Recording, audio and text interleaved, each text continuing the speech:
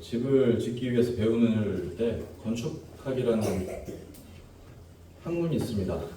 대학교에도 이제 건축학과라는 학과가 있죠. 근데 건축학과는 다른 학과와 다르게 다른 대학교 학과들은 보통 4년이면 졸업하잖아요. 근데 건축학과는 5년 동안 공부하게 합니다. 공부를 굉장히 많이 시킨다는 거죠. 5년을 공부해야 학사학위가 나온다고 하더라고요. 그만큼 이제 건물을 짓고 올리고 하는 데 있어서 이렇게 배워야 할, 또 알아야 할 이런 내용들이 많다는 것을 의미하기도 합니다. 근데 건축물을 부시는 학과는 없습니다. 철거학과 이런 학과 못 들어보셨죠? 물론 이제 건축학과에서 철거하는 방법에 대해서 하나의 과목으로 배울 수는 있겠지만 이렇게 철거하고 부시는 것은 짓는 것에 비하면 상대적으로는 그렇게 어렵지 않기 때문인 것 같습니다. 사실 이 지금 말씀드린 내용은 어떻게 보면 인간의 본성하고도 굉장히 밀접한 연관이 있습니다. 왜냐하면 아이가 자라는 것을 지켜보시는 분들이라면 틀림없이 아실 텐데 사람은 태어나면서부터 짓는 것보다 부수는 것에 더 타고난 재능을 보여요. 아이들은 걷기도 전에 부시는 것을 먼저 배웁니다. 무언가를 부수고 무너뜨리면서 굉장히 기뻐한단 말이죠.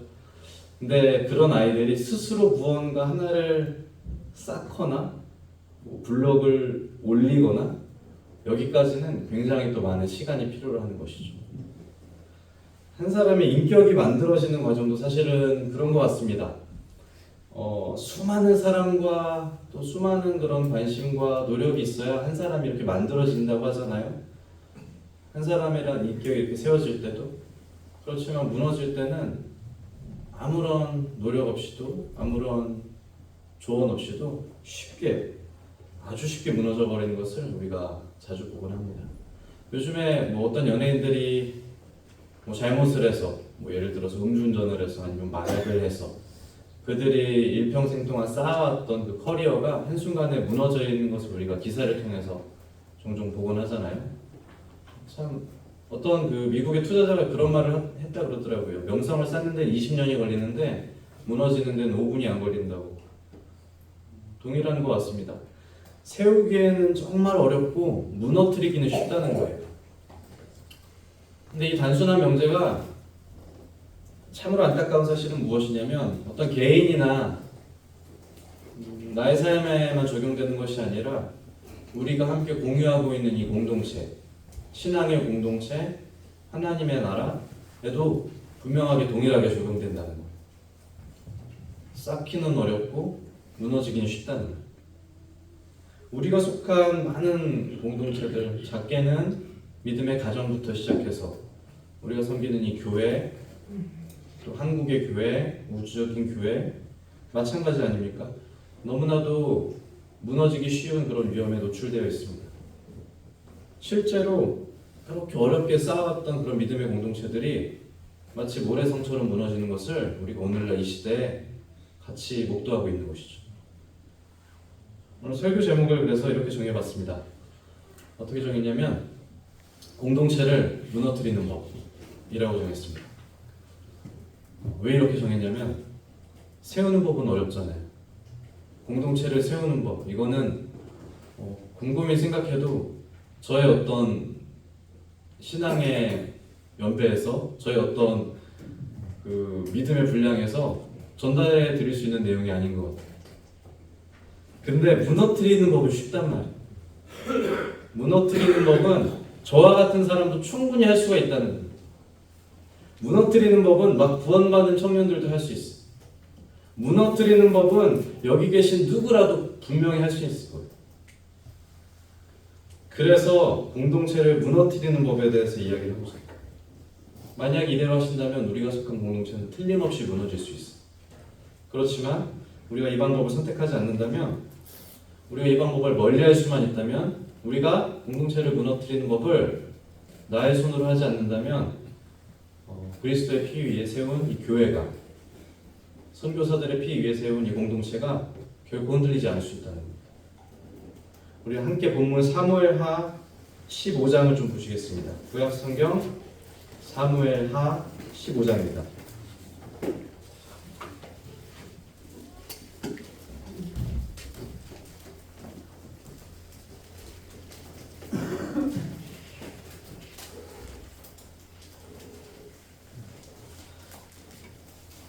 구약성경 487페이지 정도 있습니다. 구약성경 사무엘하 15장. 우리 함께 1절부터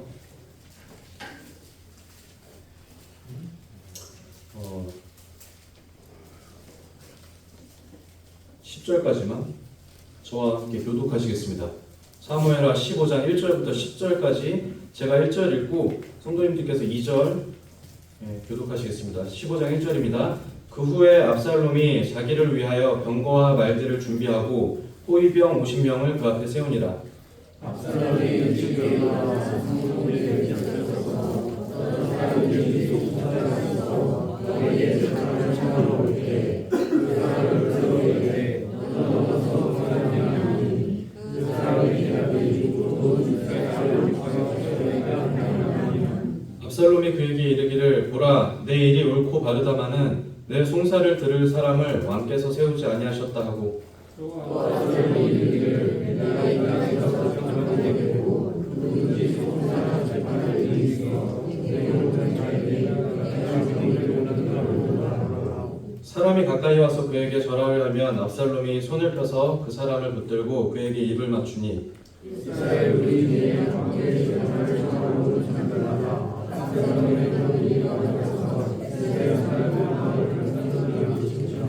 4년 만에 압살롬이 왕께 아뢰되 내가 여호와께 서원하는 것이 있사오니 청하건대 내가 헤브론에 가서 그 서원을 이루게 하소서.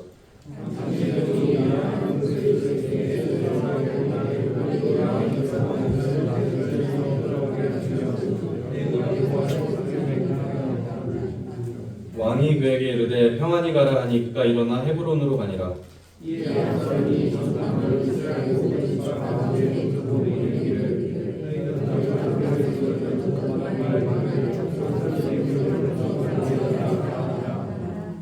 감사합니다.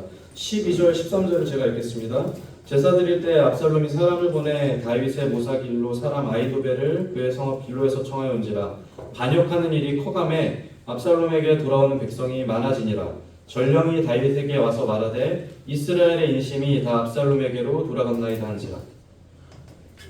우리 함께 읽은 본문에는 아시는 것처럼 다윗의 왕국이 자신의 아들 압살롬으로 인해서 무너지는 과정이 자세히 기록되어 있습니다. 이 다윗의 왕국의 몰락에 대해서 물론 다윗이 범죄했던 그 결과일 수 있습니다. 하지만 분명한 것은 이 하나님의 왕국이 무너지는 과정 가운데 그 중심에 압살롬이라는 사람이 있다는 거예요. 압살롬은 다윗의 셋째 아들입니다.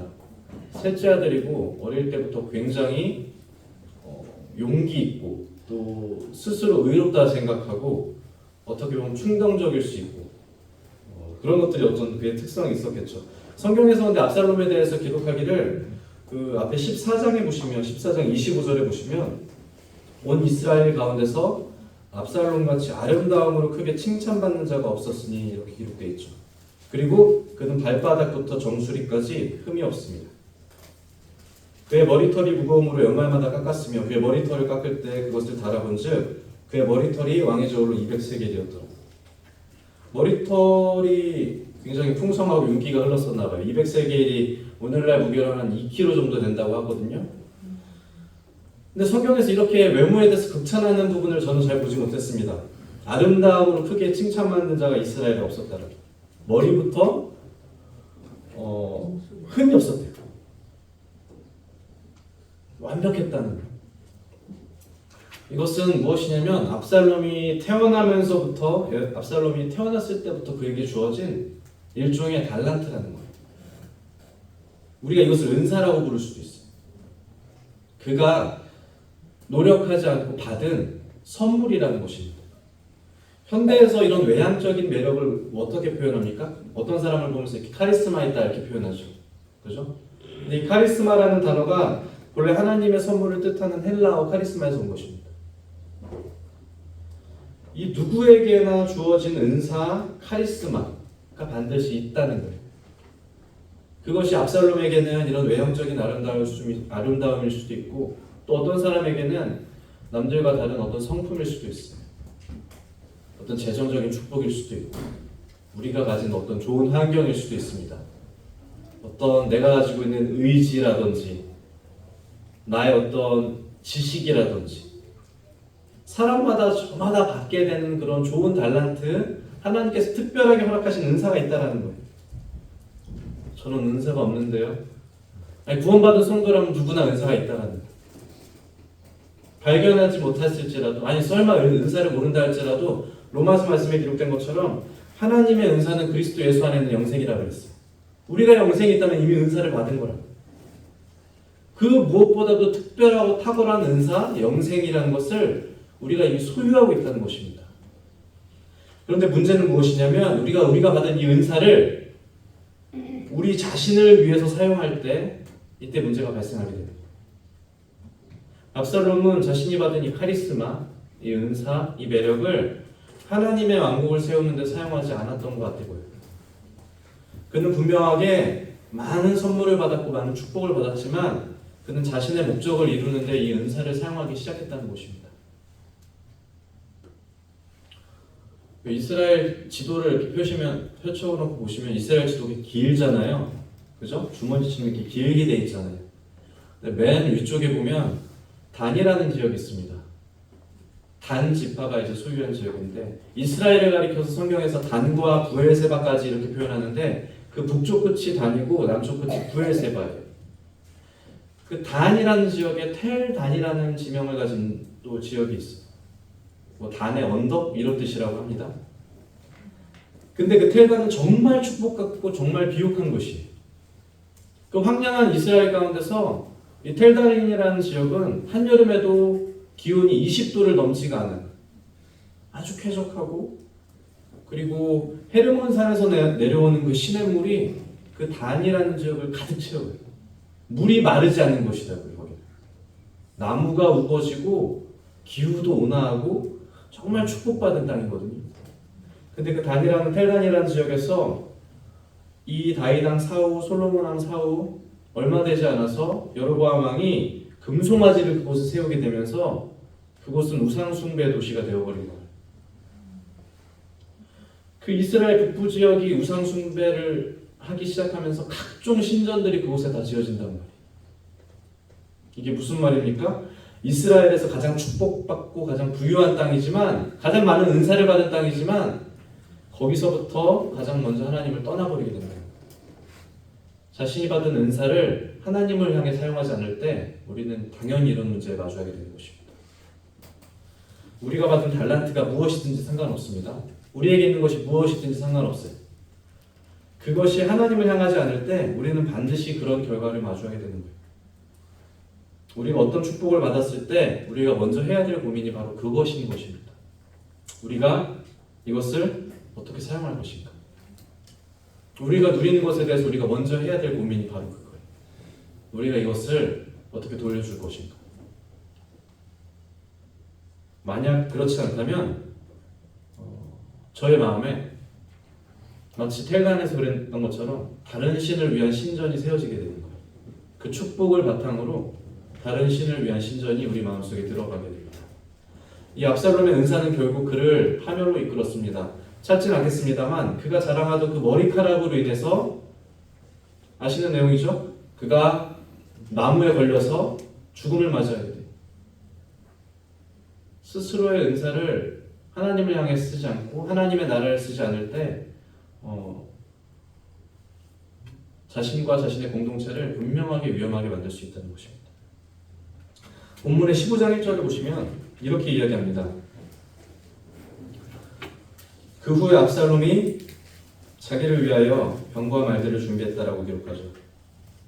자기를 위하는 일이 어떤 일이 될지는 모르겠지만 제가 하는 일들 가운데서 제가 자기를 위하게 된다면 그 일은 반드시 실패하게 될 거예요. 그 일이 무엇이라도 상관없습니다. 제가 만약에 저를 위해서, 자기를 위해서, 나와 내 식구를 위해서 하나님이 아닌 그런 것들을 위해서 어떤 것들을 투자할 때 당장은 유익이 있을지 모르나 그런 것들의 끝이 그렇게 길지 않다는 것을 우리는 이미 경험적으로 안단 말입니다. 자기를 위한 일들이 반드시 사라진다는 것. 압살롬은 자기를 위해서는 안 돼요. 압살롬이 가진 소속이 분명히 있다고. 압살롬은 이스라엘 왕국의 시민으로서, 왕가의 일원으로서, 왕의 아들로서, 하나님의 왕국에 속한 사람으로서 그가 위할 대상이 그가 태어나면서부터 이미 정해져 있단 말입니다. 압살롬은 하나님을 위하고 여호와를 섬겨야 되고 여호와께서 기름 부으신 그 왕을 섬기는 것이 압살롬이 해야 될 일이란 말이에요. 그런데 압살롬이 자기를 위하는 순간 그는 이미 잘못된 길로 접어들게 되는 것입니다. 제가 일전에 또 다른 교제하면서 말씀드렸습니다만 세상의 많은 문화들 가운데 개인주의나 민족주의나 어떤 자기중심주의나 이런 것들이 분명하게 교회로 흘러들게 될 것입니다. 나를 가장 중요하게 생각하고 나를 위하고 나의 가족을 소중하게 생각하고 그것이 나쁘다는 게 아니라 나의 가족만 생각할 때 문제가 발생한다. 나만 생각할 때, 나만 위할 때 그 모든 문화에 분명히 저항해야 될 필요성이 있다고 제가 언젠가 말씀드린 적이 있습니다. 자기를 위하는 것들, 사람을 위하는 것들이 왜 의미가 없는 줄 아십니까? 이 나는 분명히 언젠가 없어질 것이기 때문에. 이 나라는 사람은 길어야 100년 이내에 흙으로 돌아갈 거잖아요. 나를 위하는 것들은 기껏해야 수명이 100년이라고. 나를 위해서 어떤 것을 투자한다고 한들 그것의 수명이 얼마나 유한한지도 우리가 알고 있단 말이에요. 그러나 하나님을 위할 때, 하나님의 나라를 위할 때, 성도를 위할 때 그것에 유통기한이 있습니까? 아니요, 그것에 유통기한이 없어요. 그것은 결코 유통기한이 없다는 것입니다. 제가 저를 위해서 수천만 원, 수억 원, 수십억 원을 투자한다고 할 때 그것에 유통기한이 있습니까? 네, 분명히 있어요. 그것의 가치가 세상적으로 아무리 거대하다고 할지라도 그것엔 분명한 유통기한이 있어요. 그러나 제가 하나님의 나라를 위해서, 하나님의 사람들을 위해서, 예를 들어서 하나님의 성도를 위해서 물 한 컵을 대접할 때 그것에 유통기한이 있습니까? 아니, 그것은 유통기한이 없다. 자기를 위할 때 분명하게 우리가 조심해야 될 부분이 바로 1절에 등장합니다. 압살롬이 자기를 위해서 준비했던 것들을 한번 보십시다. 그가 자기를 위해서 병거와 말들을 준비하고 호위병 50명을 준비했다고 합니다. 이게 뭐 하는 것인지 지금 아시겠습니까? 압살롬이 자기를 위해서 병거와 말들을 준비해서 앞에 호위병 50명을 쫙 세우는 거예요. 그가 왜 이런 행동을 했을까요? 무엇으로부터 자기를 지키려고? 아니요, 이곳에 그 압살롬을 위협할 적이 없어요. 그가 왜 이렇게 군사와 호위병을 준비하는 것입니까? 이것은 철저하게 다른 사람들 앞에서 자기를 과시하고 나타내기 위한 행동인 것입니다. 그는 비록 왕이 아니었지만 왕과 같은 위엄을 뽐내고 싶었어요. 다른 사람이 누구나 압살롬을 본다면 저 사람은 누구지? 왜 이렇게 대단한 무리를 이끌고 다니지? 그는 왕이 아니었지만 왕처럼 행동했다. 그리고 그것을 통해서 이스라엘 사람들이 압살롬 자신을 왕처럼 여기기를 바랬던 것입니다. 그리고 실제로 그 방법을 통했어요. 이스라엘 백성들은 압살롬을 존귀하게 생각했고 왕의 후계자처럼 또 왕처럼 그렇게 생각했다는 거예요. 오늘날에도 이 방법은 분명하게 통하는 방법 아닙니까? 그렇죠? 최근에 그 화제가 되고 있던 사기 사건이 있더라고요. 어떤 사람이 이제 막 사기를 치고 다녔는데 항상 사기 칠 때 어떻게 다녔다 그러냐고 이렇게 보니까 경호원을 10명을 데리고 다녔대요. 돈도 없는데 경호원 10명을 데리고 다니면서 나는 대단한 재벌 3세다 이렇게 하면서 사기를 쳤다라고 그러더라고요. 사람들이 거기 숨는단 말이에요. 사람들이 얼마나 이 외형적인 이 화려한 겉만 번지르르한 거에 속아 넘어가는지 오늘날에도 분명히 그렇다는 거예요. 압살롬이 그랬던 것처럼 화려하고 번지르르한 것들에 그런 내면의 실체가 완전히 대체되어 버린다는 거예요. 올해 1월에 미국 CNBC라는 방송국에서 아주 흥미있는 리서치를 발표했어요. 무엇이냐면 무엇인지는 나중에 말씀드릴게요. 근데 우리나라가 거기서 1등을 했거든요. 뭐였을 것 같으세요? 우리나라 물론 1등하는 거 많이 있지만 근데 어쨌든 우리나라가 1등한 리서치가 있는데 그게 뭐냐면 세계에서 1인당 명품 소비 금액이 가장 많은 나라. 우리나라가 430달러 1인당, 미국은 380달러 2위가. 미국이 세계 1위의 경제대국인데 우리나라가 그 미국을 압도했다니까요. 1인당 명품 소비율이. GNP GDP는 3분의 1, 4분의 1에 불과하면서 명품 소비율은 압도했다는 거예요. 이것이 무엇을 의미합니까? 오늘 이 세계가 우리가 살고 있는 이 문화가 얼마나 내면보다 외면에 집중하는지를 분명히 말해주고 있는 단적인 예라고요. 압살롬이 지금 내면의 진실함보다 외면의 가치를 더 중요하게 생각했고 이것은 대부분의 이스라엘 사람들에게도 마찬가지였어요. 사람들이 얼마나 보여지는 일들로 쉽게 분별하고 판단하는지를 우리가 잘 알고 있다는 것입니다. 결코 신앙에 있어서는 우리가 함께 섬기는 이 신앙에 있어서는 이 가치관이 우리가 이 가치관을 절대 따를 수가 없다는 거예요. 결코 신앙에 있어서는 우리가 신앙의 외벽만 깨끗이 닦는다고 우리가 신앙의 거칠에만 화려하게 한다고 우리가 잘 살고 있는 것처럼 보인다고 그것이 가능하겠습니까? 그것은 정말로 보여지기 위한 명품과 다를 바가 없다는 거예요.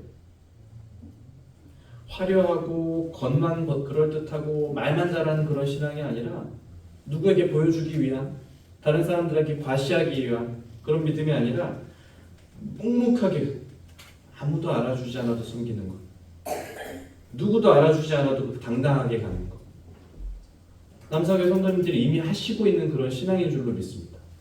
그것이 우리의 신앙의 본질이라는 것. 2절에 보시면 이 아주 화려하게 치장한 이 압살롬이 이제 본격적으로 이 공동체를 우리의 공동체를 어떻게 무너뜨리는지 2절부터 이제 등장합니다. 압살롬이 일찍 일어나 성문 길 곁에 서서 어떤 사람이든지 송사가 있어 왕에게 재판을 하러 올 때 그 사람을 불러 이르되 당시 이스라엘 사람들은 억울하고 곤란한 왕이 그 일이 있을 때 어떻게 했냐면 왕에게 다가왔던 것으로 보여요. 우리가 솔로몬의 재판에 대해서 많이 들어서 알고 있잖아요, 그죠? 아이를 나누는 그 재판에 대해서 세상 사람들도 많이 알고 있거든요. 이스라엘 초기 시대에는 이 백성들이 어려운 문제, 송사할 일이 있을 때, 재판이 있을 때 왕에게 나가는 거예요. 왕에게 하나님의 지혜가 있다고 믿었기 때문에 왕은 하나님께서 기름 부으신 그들의 영적인 지도자로 믿었답니다. 자, 그 옳고 그름을 판결하러 백성들이 나아갈 때 누가 기다리고 있었습니까? 압살롬이 성문 앞에서 그들을 먼저 맞이하는 거예요. 압살롬이 본능적으로 알았던 것이 이것입니다. 압살롬이 이 왕국을 무너뜨리기 위해서 이 왕국을 내가 지배하기 위해서 이 왕국을 내가 빼앗기 위해서 그가 본능적으로 알았던 것이 있어요. 그게 무엇인 줄 아십니까? 공동체를 무너뜨리고 빼앗기 위해서 먼저 누구에게 접근해야 되는지를 그가 본능적으로 알았다. 마음이 어려운 사람, 불만 있는 사람, 환난당한 사람, 송사가 있는 사람, 억울한 사람, 분노한 사람을 압살롬이 지금 만나고 있는 중이라고요. 압살롬이 결코 감사가 충만한 사람, 대다수의 성실하고 대다수의 착한, 대다수의 왕에게 순종하는 백성들을 만나는 것이 아니라 송사가 있는 사람, 마음에 불평불만이 가득한 사람, 무언가 억울한 일이 있는 사람을 만나고 있다고요. 만약에 저와 성도 여러분들께서 만약에 이러한 상태에 있다면, 만약에 마음이 이러한 상태에 있다면 우리의 마음이 무언가 불평불만에 사로잡혀 있고 무언가 억울한 일이 있고 무언가 어떤 개인의 정의로 분노하고 있다면 그때는 정말로 틀림없이 압살롬을 만나기 딱 좋은 상태예요. 우리의 마음이 압살롬을 만나기 정말 좋은 상태라고요. 이것을 분명히 기억해야 됩니다. 압살롬의 반역이 어디서부터 시작됐는지. 압살롬의 반역은 이스라엘 백성 가운데 마음이 어려운 사람으로부터 시작했어요. 우리 4명 가운데, 우리의 영혼 가운데 만약에 작은 불만의 씨앗이 있다고 하면 이 씨앗을 싹 틔우는 일은 그렇게 어렵지 않다는 거예요. 아주 작은 불만의 씨앗이 있다면 이것을 크게 키우고 우주만큼 키우는 것은 아주 약간의 공감과 적당한 위로만 있으면 그 불만을 마침내 공동체를 집어삼킬 수 있을 정도로 크게 키울 수 있다는 것입니다. 3절을 이어보세요. 압살롬이 그 불만의 씨앗에 어떻게 물을 주고 있는지를 잘 볼 수 있습니다. 압살롬이 그에게 이르기를 보라, 내 일이 옳고 바르다마는 이렇게 말합니다. 압살롬이 왕에게 억울한 일을 가지고 온 송사하러 온 재판을 하러 온 사람들에게 이렇게 이야기합니다. 보라, 내 일이 옳고 바르다만 약간의 공감과 적당한 위로만 있으면 된다는 것입니다. 그것이면 이 불만을 크게 만들고 공동체를 무너뜨릴 수 있을 만큼 만드는데 전혀 어려운 일이 아니라는 거예요. 오늘날 현대인은 정말 누구나 다 저마다 다 공감과 위로에 목말라 있다라고 합니다. 많은 사람들이 그래요. 수많은 사회의 저명 인사들이 저마다 자랑하는 게 무엇인 줄 아십니까? 내가 더 공감 잘한다는 거예요. 내가 더 위로 잘한다는 거예요. 내가 더 너희들의 마음을 잘 알고 있다는 거예요. 그런 사람들이 사회의 어떤 유명한 사람들이 되고 위대한 사람들이 된다는 거예요. 대중들이 자신의 말을 잘 들어주고 자신의 마음을 알아주는 것 같은 사람들에게 열광한다는 거예요. 근데 여기서 그리스도인들도 예외는 아니라는 거예요. 오히려 도덕적으로 잘못된 것들을 지적하는 사람들, 오히려 성경적으로 잘못된 것들을 지적하는 사람들을 공감 능력이 떨어진다고 비난하고 그런 사람들을 멀리하고 비난의 화살들을 던진단 말이에요. 이것이 얼마나 안타까운 일입니까? 어떤 왕국의 말미에는 항상 이런 일이 벌어지는 걸 아실 거예요. 역사적으로 예외 없이 그렇지 않습니까? 어떤 왕조든 왕국의 길을 접어들 때 왕의 옆에는 항상 누가 있습니까? 하천꾼들만 넘쳐나요. 왕이 무슨 말을 하든 네 맞아요. 네 잘하고 있어요. 네 괜찮아요. 그렇게 하시면 돼요. 네 왕 더 잘하실 거예요. 이게 왕국을 파멸의 길로 이끈다는 것을 역사가 증명한다. 오늘날 그리스도인들도 여기서 예외가 아니라는 거예요. 자신의 부족한 부분들, 어려운 부분들을 지적하는 것들이 공감 능력이 떨어진다고 비난받을 일이 아니라는 것입니다. 지금 이 사람들이 재판하러 왔을 때 이 압살롬이 뭐라고 했습니까? 내 일이 옳고 바르다라고 했어요. 그 사람들의 사연이 뭐가 됐든지 그냥 압살롬은 그냥 네 일이 옳고 바르다는 거예요. 너 괜찮다는 거예요. 너 잘못 없다는 거예요. 이게 정말로 진정한 위로입니까? 이게 정말로 이 송사당하고 환난당한 사람들에게 할 수 있는 진정한 위로냐는 말이에요. 진정한 위로는 어디서부터 오는지 우리가 분명히 알고 있어요. 진정한 위로는 사도 바울이 서신서에서 끊임없이 말하잖아요. 위로에 대해서. 진정한 위로는 모든 위로의 하나님, 환난 중에서 우리를 위로하시는 것, 영원한 위로와 좋은 소망을 은혜로 주신 하나님. 위로는 하나님께로부터 있다는 거예요. 사도 바울이 수십 년간의 사역을 통해서 깨달은 바는 위로는 오직 하나님께만 있다는 거예요. 자신을 위로하고 자신의 말을 공감해주고 자신의 영혼을 감싸 안아줄 분은 사람이 아니고 동역자가 아니고 하나님이라는 것입니다. 절대로 위로는 하나님으로부터만 말미암는 거예요.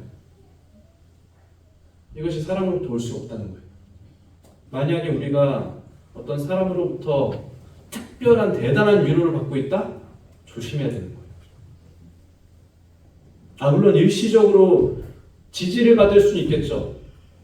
그러나 우리의 영혼을 살리는 본질적인 위로는 하나님께로부터만 말미암는다는 거예요. 그런데 그것이 하나님이 아닌 어떤 사람으로부터 우리 영혼이 진정한 위로를 느끼고 있다? 그 뭔가 이상한 것 아닙니까? 그 문제가 있는 거예요. 우리를 창조하시는 분, 우리의 체질을 아시는 분, 우리의 머리털까지 세시는 분, 그곳으로부터만 우리가 온전한 위로를 받을 수 있음을 분명히 믿으시길 바랍니다. 압살롬은 이 사람들의 사정에 관심이 없었어요. 압살롬이 이 사람들의 사정을 듣고 지금 말씀하시는 줄 아십니까? 아니에요. 압살롬은 이 사람들이 문제를 가지고 오니까 문제를 듣지도 않았어요. 이 사람들이 문제를 가지고 나오니까 그래, 네 일 옳고 맞아. 네 말 맞아. 압살롬은 이 사람들이 무슨 상황인지 무슨 적인지 관심이 없다고요. 예수 그리스도는 그렇지 않다는 거예요. 예수 그리스도는 저의 모든 영혼의 상처와 모든 영혼의 눈물 가운데 깊은 관심을 가지고 있다. 그래서 위로가 예수님에게 있다. 압살롬이 이렇게 얘기했잖아요. 내 일이 옳고 바르다마는, 그죠? 옳고 바르다마는, 옳고 그름을 판단하는 그 고유의 권한이 어디에 있습니까? 옳고 그름을 판단하는 그 권한, 그것은 명백하게 하나님에게만 있는 거예요. 그리고 하나님께서 기름 부으신 사람에게 있는 거예요. 본문에서는 이 옳고 그름을 판단하는 그 권한을 다윗 왕이 하나님께 양도받아 있단 말이에요. 하나님의 기름 부으신 유일한 왕으로서. 그런데 압살롬은 지금 그 고유한 권한에 도전하고 있는 중입니다. 스스로가 옳고 그름을 판단하고자 하고 있어요. 선악을 판단하고 의와 불의를 판단하는 이 절대적인 기준, 이건 하나님께서만 하실 수 있는 일입니다. 그런데 여기 사람이 개입하고자 할 때 반드시 문제가 발생한다는 거예요. 창조주만이 가지는 그 판단의 영역이 있습니다. 창조주만이 하실 수 있는 그 판단의 영역이 있어요. 재판관으로서, 심판자로서 하실 수 있는 그 영역. 무엇이 옳고 그른지를 가리는 영역. 근데 피조물이 갑자기 나서서 이것이 옳고 이것은 그르다. 저 편은 옳고 저 편은 그르다. 저 방법은 잘못되고 이 방법은 옳다라고 말한다면 그것이 얼마나 우스운 일입니까? 압살롬이 지금 그 과정에 놓여 있다는 것입니다. 압살롬이 3절에서 이어서 이렇게 이야기합니다. 내 일이 옳고 바르다마는 내 송사를 들을 사람을 왕께서 세우지 아니하셨도다. 왕에게 재판을 하러 온 사람들에게 지금 이렇게 이야기하는 거예요. 너의 재판을 지금 할 사람을 왕이 안 세웠어. 다윗 왕이 그러지 않았어. 라고 이제 백성들의 마음속에 다윗 왕을 향한 아주 작은 의심을 심어주는 거예요. 불만의 씨앗을 크게 키우게 하는 중입니다. 안 그래도 불만을 가지고 온 사람들인데 그 불만의 씨앗을 크게 키우는 중이에요. 아주 물을 주고 있죠. 본문을 통해 봤을 때 정말로 다윗 왕이 이 재판을 소홀히 하였는지는 우리가 알 수 없습니다. 어디에도 나와 있지 않아요. 정말로 다윗 왕이 이것을 이 재판할 사람을 세웠는지 세우지 않았는지 이것은 나와 있지 않아요. 근데 그게 중요한 문제가 아니라니까요. 압살롬이 말하는 순간 이미 다윗 왕은 어떤 사람이 되어버렸습니까? 백성들의 안위에 관심이 없는 왕이 이미 되어버린 거예요. 압살롬이 한마디 말을 하는 순간 다윗 왕은 탄핵받아서 마땅한 왕으로 이미 낙인이 찍혀버리는 거예요. 이것이 이 말이 가지고 있는 무게이고 또 무서움이기도 합니다. 이것은 정말 현실적이고 중대한 문제이기도 하다는 거예요. 제가 비록 어리고 신앙의 가방끈도 짧고 그죠? 연수하고 믿음의 여정도 성도님들에 비해서 짧지만 그래도 제가 말씀드릴 때는 앞에서 교제할 때는 말씀으로 받으시잖아요. 그죠? 그런 줄로 알고 말씀드리자면 감히 말씀드리자면 저를 포함해서 성도님들 누구나 다 압살롬인 같이 될 수 있어요. 정말로 압살롬이 누구나 다 될 수 있다. 아무렇지도 않게 어떤 한 사람을, 다른 성도를, 혹은 다른 우리가 알지 못하는 사람을 아주 짧은 말로, 아주 한마디 말로 간단하게 확증 지을 수 있어요. 그 사람의 실체가 어떻든지 관계없이, 그 사람이 정말 그런 사람인지와 관계없이 아주 짧은 단어로 그 사람을 그런 사람으로 확증 지을 수 있다고. 이것이 제가 누구나 다 압살롬이 될 수 있다는 이유입니다. 우리가 그렇게 함으로써 하나님의 공동체를 분열시킬 수 있는 능력이 저와 여러분들에게 있다는 것을 분명하게 믿으시기 바랍니다. 이건 저만 할 수 있는 일도 아니고 아주 위대한 장로님들이나 선교사님들만 할 수 있는 일이 아니에요. 이거는 막 구원받은 청년 형제 자매들도 할 수 있고, 아직 구원받지 않으신 분들도 이 압살롬이 될 수 있어요. 누구나 다. 형제 자매, 연소, 노년 관계없이 저는 정말로 제 안에 압살롬이 있다는 것을 잘 알게 되었어요. 저는 젊은 시절에도 이런 죄를 정말 많이 저질렀던 것 같아요. 제가 하나님한테 많이 회개했습니다. 제가 아무렇지도 않게 농담 삼아 어떤 장로님들을 비방하고 다른 교회 형제님들을 농담 삼아 조롱거리로 만들고, 저는 정말로 그런 죄를 많이 저질렀어요. 저는 제 안에 이런 압살롬이 있다는 것을 분명하게 알게 되었어요. 그렇게 말할 때 그 사람은 이미 그런 사람이 되어버린다는 거예요. 지금도 가끔가다 저희 자매랑 이제 교제를 하게 될 때 뭐 이런저런 얘기를 하다 보면 다른 사람 이야기가 나오지 않겠습니까? 그게 뭐 누구라도 상관없이 자매랑 이야기할 때 다른 사람 이야기가 나옵니다. 그럼 이제 이런저런 이야기를 하고 제 의견을 얘기를 하다가 어느 순간인가 저나 자매나 둘 중에 한 명이 아차하는 순간이 있어요. 그래서 이야기합니다. 아, 이러면 안 되지. 이러면 안 돼. 라고 우리 안에 압살롬을 꺼내다가 회개하는 순간이 있다. 사무엘하 15장의 이 압살롬이 무엇을 위해 존재하는 줄 아십니까? 이 압살롬은 다윗 왕국을 분열시키기 위해 존재합니다. 이 압살롬은 하나님이 택한 이스라엘 왕국을 분열시키기 위해 존재합니다. 그렇다면 제 안에, 이인영 형제 안에 압살롬은 무엇을 위해 존재하겠습니까? 명백하게 하나님의 왕국을 분열시키기 위해서 존재하는 것입니다. 그래서 이 압살롬을 절대로 자유하게 두면 안 되는 것입니다. 큰 건물을 확실하게 무너뜨리는 방법이 있거든요. 혹시 아십니까? 아주 큰 건물이라도 발파공법이라 그래서 기둥이랑 내벽에 폭탄 몇 개만 설치하면 와르르 무너져 내려요. 50층이든 60층이든 이 발파공법을 쓰면은 10초 안에 주저앉아요.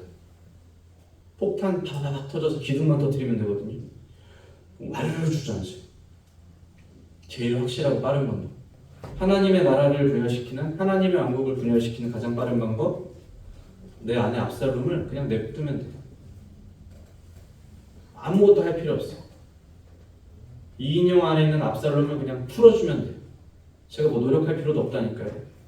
알아서 잘 활동하더라고요. 이 압살롬이 자유케 되는 순간에 제가 억지로 노력하지 않아도 몇 번의 이야기, 몇 번의 말 한마디, 몇 번의 불평, 몇 번의 정의로운 것 같은데 의견으로 이 기둥이 무너진다는 거예요. 누구나 할 수 있다는 거예요. 우리 창세기에서 읽지는 않겠습니다만 뱀이 하와를 유혹하는 그 장면 다 아실 거예요. 뱀이 하와를 어떻게 합니까? 하나님이 정말로 동산 모든 나무의 열매를 먹지 말라 그랬습니까? 이렇게 유혹하잖아요. 자비하신 하나님을 단 한순간에 모든 나무를 금지한 하나님으로 매도해버리는데 이미 하나님은 하와의 마음속에 그런 하나님이 되어버렸어요. 하나님은 그렇게 이야기한 적 없는데 하나님은 동산 중앙에 있는 선악과만 건드리지 말라 그랬는데 뱀이 교묘하게 와서 정말로 하나님이 동산 모든 나무의 열매를 먹지 말라 그랬어? 라고 말하는 순간 하와의 마음속에 하나님은 자비로운 하나님이 아니라 모든 것을 금지하는 하나님이 되어버렸다. 이것이 하와와 하나님의 신뢰를 무너뜨리는 가장 효과적인 방법이었어요. 하와의 마음속에 아주 작은 불평과 불만이 그 말 한마디로 우주만큼 커지게 된 거예요. 마침내 하나님을 더 이상 신뢰하지 않을 정도로, 마침내 자신을 만든 하나님에게 불순종할 정도로 하와의 마음속에 있는 작은 불만이 그렇게 커지게 된 거예요. 뱀이 뭐 대단한 일 했습니까? 사탄이 하와에게 엄청난 불순종을 권유했습니까? 아니, 사탄은 하와의 마음속에 있는 그 불만의 씨앗을 살짝 건드려줬어요. 마치 압살롬이 그랬던 거죠. 압살롬이 돌아 내 일이 옳고 바르다마는 다윗 왕이 지금 그 일을 할 수 없어 라고 말하는 순간 백성들의 마음은 분노하게 됩니다. 부디 저와 성도 여러분들께서 이 확실한 방법을 택하지 않으시길 바래요. 시편 141편에서 다윗이 이렇게 고백합니다.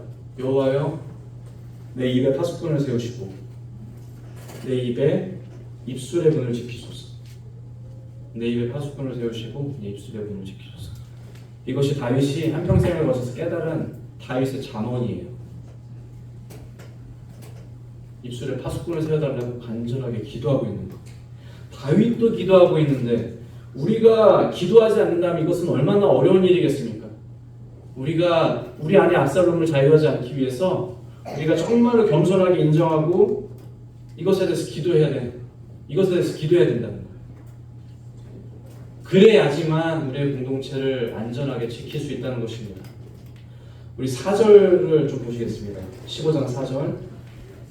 또 압살롬이 이르기를 내가 이 땅에서 재판장이 되고 누구든지 송사나 재판할 일이 있어 내게로 오는 자에게 내가 정의 베풀기를 원하노라 하고. 압살롬이 그래서 그 불만에 대해서 기름을 붓죠. 나는 정의를 이야기할 수 있다는 것입니다. 나는 다르다는 거예요. 압살롬이 지금 정의에 대해서 말하고 있거든요. 내가 정의 베풀기를 원한다고. 근데 사실은 그는 정말로 정의에 어울리지 않은 사람이에요. 압살롬은 자신의 형을 죽였던 범죄자였어요. 아무리 분노에 의해서 의로운 분노라고 본인은 주장하겠지만 압살롬은 자신의 형을 죽였던 범죄자였다. 그는 결코 정의를 노래할 자격이 없단 말입니다. 그가 누구에게서 공의를 판단하고 그럴 수 있다? 아니요, 절대 없어요. 그도 결국 살인자고 누군가를 판단할 자격이 애초 없어요. 누구를 심판하기에 앞서서 본인 스스로가 먼저 판단당해야 할 사람이 바로 이 본문의 압살롬이라는 겁니다. 우리는 어떻습니까? 저는 어떻습니까? 우리 중에 누구라도 정의를 말하고 누구를 판단할 수 없는 이유는 무엇이냐면 우리가 그리스도 없이는 절대로 의로울 수 없는 사람들이기 때문에 그렇습니다. 제가 정의를 말할 수 있습니까? 아니, 저는 정의를 말할 수 없어요. 제가 의와 불의를 판단할 수 있습니까? 저는 그럴 수가 없어요. 제가 다른 사람의 옳고 그름을 구별할 수 있습니까? 제 도덕적인 양심으로는 옳고 그름을 얘기할 수 있지만 제 신앙의 양심으로서는 그것을 용납할 수가 없다는 거예요. 저는 그리스도 없이 절대로 의로울 수가 없는 사람이기 때문에 정의를 노래할 수가 없다는 거예요. 그 말인즉슨 제가 누군가를 판단할 수 없는 근거가 바로 거기에 있다는 거예요. 아주 겸손한 것, 겸손만이 이 공동체를 떠받든 그 기둥이 되는 거예요. 판단할 몫을 내가 아닌 그리스도에게 겸손히 이양할 때 그 권리를 내가 가지지 않고 분별할 수 있는 그 권리를 하나님에게 겸손히 내어드릴 때 그때 하나님께서 높임을 받으시는 것 아닙니까? 우리 그 6절을 좀 보시겠습니다. 이스라엘 무리 중에 왕께 재판을 청하러 오는 사람들마다 압살롬의 행함이 이와 같다라 그랬어요. 지금 제가 교제한 내용대로 압살롬이 계속 했던 겁니다. 그랬더니 어떻게 됐습니까? 결과가 이스라엘 사람의 마음을 압살롬이 훔치니라 라고 되어 있습니다. 압살롬이 훔쳤어요. 이스라엘 사람들의 마음을. 7절부터 더 읽지 않겠습니다만 결국 압살롬은 반역에 성공합니다. 성공했다가 그 끝이 좋지 않고 그의 처나가 그렇게 길지 않았지만 어쨌든 그 반역은 성공했어요.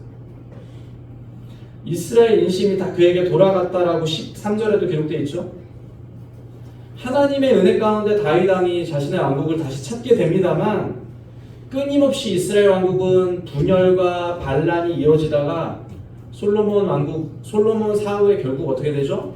북이스라엘과 남유다로 갈라지죠. 이 압살롬 이후에도 또 반열이 바로 일어나거든요. 계속 일어나요. 반열이. 계속 분열돼요.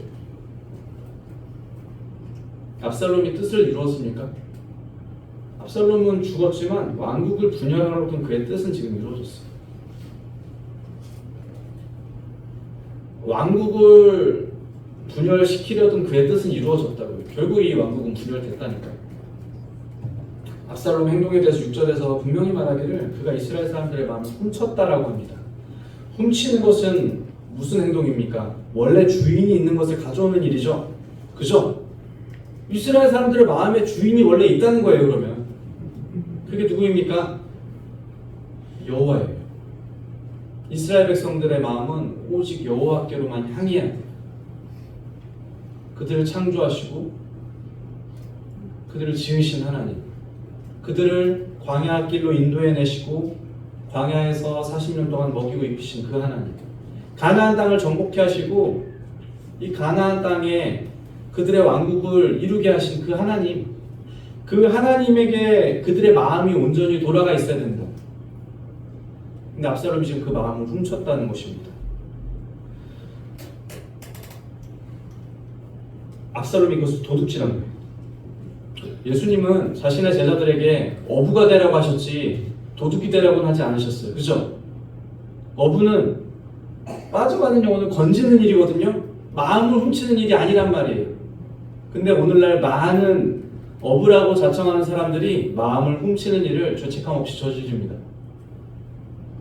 하나님으로만 마음이 향해야 될 그들의 마음을 다른 사람에게로 돌려보낸다니까요.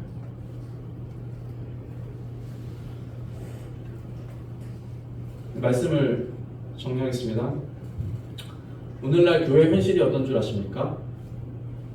이 포스트 코로나 시대를 살면서 우리는 참 이런 따뜻하고 사랑받는 공동체에서 섬길 수 있어서 감사하지만 사실 대부분의 기독교 교회 현실은 그렇지 않아요. 2012년에 조사한 결과 2022년도에 대한민국 기독교 인구 통계를 조사했거든요. 근데 그 기독교 인구 통계가 2012년도에 전 국민의 22%가 자신이 기독교라고 주장했어요.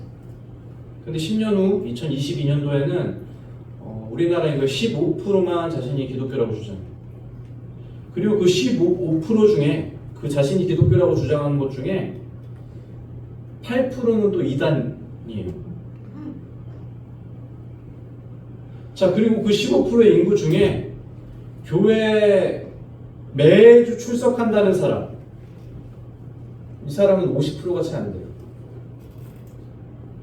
그리고 그 교회에 매주 출석하는 사람들 중에 성도 여러분들처럼 거듭난 사람 얼마나 많을 것 같습니까? 거듭난 공동체 정말 많지 않을까. 이것이 더 나아질 거란 저는 기대는 하지 않습니다. 우리가 섬기고 누리고 있는 이 공동체의 가치가 정말 이렇게 위대하고 아름다운 것이라는 걸 우리가 때때로 잊고 산다는 거예요. 얼마나 귀중하고 귀한 것입니까? 오늘 아침에 예배에 나와서 같이 한 마음으로 한 성령으로 예배를 드릴 수 있다. 우리가 성령의 교통하심으로 교제를 나눌 수 있다. 이것이 얼마나 귀중한 일입니까? 이것이 저와 성도 여러분들에게 주어진 귀중한 은사라는 거예요. 선물이라는 거예요. 절대적으로 지켜야 될 가치라는 것입니다. 건물도 그렇고 사람도 그렇고 공동체도 그렇습니다만 무너뜨리지 않으면 무너지지 않아요. 건물도 그렇고 사람도 그렇고 교회도 그렇습니다만 무너뜨리지 않으면 무너지지 않는다. 그래서 제가 오늘 공동체를 무너뜨리는 법을 알려드렸습니다. 이게 무슨 말이냐면 우리가 이것을 선택하지 않으면 우리에게 주어진 이 귀중한 은사를 우리가 오래도록 우리 후손들에게 물려줄 수 있다는 말입니다. 이상으로 마치겠습니다.